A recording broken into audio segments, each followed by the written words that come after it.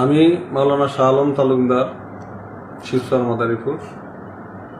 আমি অত্যন্ত দুঃখ এবং ভারাক্রান্ত হৃদয় নিয়ে আমি লাইভে আসতে বাধ্য হলাম, কারণ সম্প্রতি আমার নামে একটি ছবি ভাইরাল হয়ে সারা দেশব্যাপী ভাইরাল হয়েছে এবং জনমনে বিভিন্ন ধরনের সন্দেহের সৃষ্টি হয়েছে।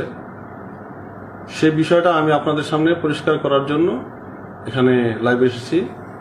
সেটা হলো, আমি একজন নিকা রেজিস্টার কাজী এবং আমার তত্ত্বাবধানে দুইটা মাদ্রাসা আছে, একটি ছেলে মাদ্রাসা, একটি মহিলা মাদ্রাসা। দীর্ঘদিন যাবৎ আমি মাদ্রাসা পরিচালনা করে আসতেছি। সম্প্রতি ইদানিং বেশ কিছুদিন আগে একটা ছবি কে বা কারা উঠাইছে, সেটা হলো আমার মহিলা মাদ্রাসার কিছু নিচের দিকের ছাত্রীরা আমার কাছে একটা বিষয় খোলাসা হওয়ার জন্য, অর্থাৎ কিতাবী বিষয় আমার কাছে বোঝার জন্য আমার কাছে এসছে আমার অফিসে।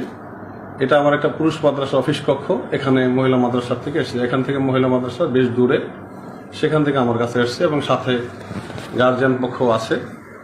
সেই বিষয়টা আমি আমার অফিসে বসে হয়তো আমি তাদেরকে দু এক কথা বলে দিয়েছি।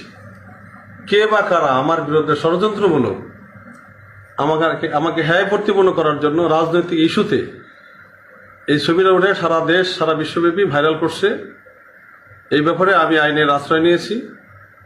আইনের প্রক্রিয়াটা চলমান আছে। আমি দেশবাসীর কাছে অনুরোধ জানাচ্ছি, আপনারা এই ব্যাপারে বিভ্রান্ত হবেন না। এটা ব্যাপারে আমি আপনাদের কাছে সবিনয় অনুরোধ জানাচ্ছি।